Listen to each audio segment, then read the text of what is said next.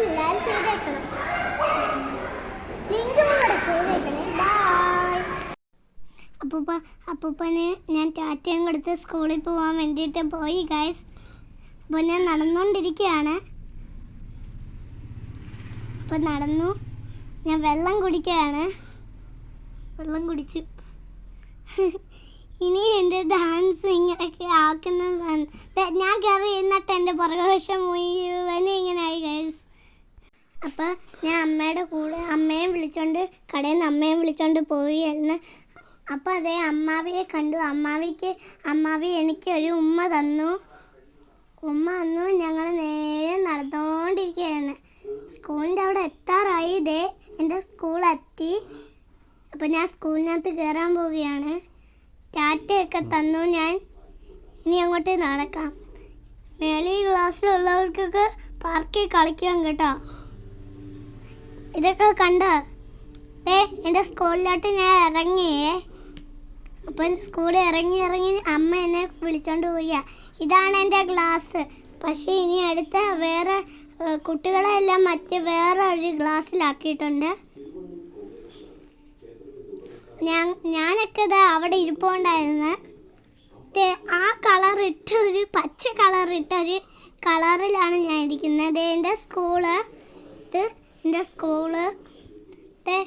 ഇവിടുത്തെ എല്ലാ അപ്പം ഈശ്വരപ്രാർത്ഥനകൾ തുടങ്ങിയിട്ടുണ്ട്.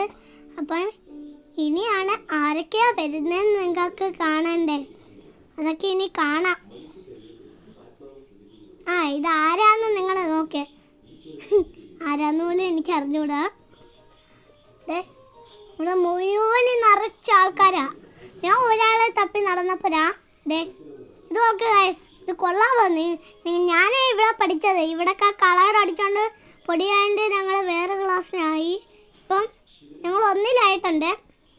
അത് കഴിഞ്ഞാൽ 2-ലും 3-ലും ഒക്കെ ആവണം. അപ്പോൾ ഗൈസ് ഇതൊരു ചേട്ടനാണ്. ആ ചേട്ടൻ്റെ കാര്യങ്ങളെല്ലാം പറയുന്നുണ്ട്. ഈ ഇരിക്കുന്ന ബാബു സാറാണ്. ബാബു സാറും എന്നെ പഠിപ്പിച്ച സാറാണ്. മേളത്തെ എല്ലാ കൊച്ചുങ്ങളെയും വഴക്കൊക്കെ പറഞ്ഞിട്ടുണ്ട്. ചൂരൽ വടിയൊക്കെ ഉണ്ട്, പക്ഷെ അടിക്കത്തില്ല. പാവം കൊച്ചുങ്ങളാ. ഇതാണ് ഇതൊക്കെ കണ്ടോ നിങ്ങൾ? ഇത് അവരുടെ പേര് വെച്ചാണ്. എൻ്റെ ഇത് കണ്ടോ? എൻ്റെ ഏതാന്ന് പോലും എനിക്ക് പറയാൻ പറ്റുന്നില്ല. ടീച്ചർ എൻ്റെ ദിലിൻ ടീച്ചറിനെ ഇപ്പോൾ കണ്ടു. സാബു സാറ് ഞങ്ങളെ പഠിപ്പിക്കാൻ പോകുന്ന ടീച്ചർ തിന്നൊക്കെ തന്നു.